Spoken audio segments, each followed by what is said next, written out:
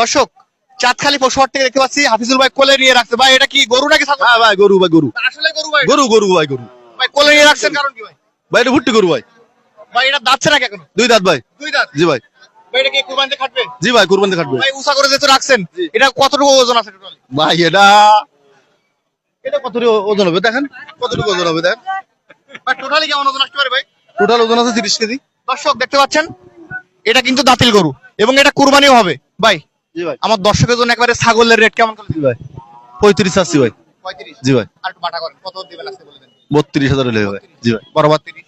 না ভাই না ভাই আস্তে করে ছোট করে বলে দেন দর্শকের জন্য।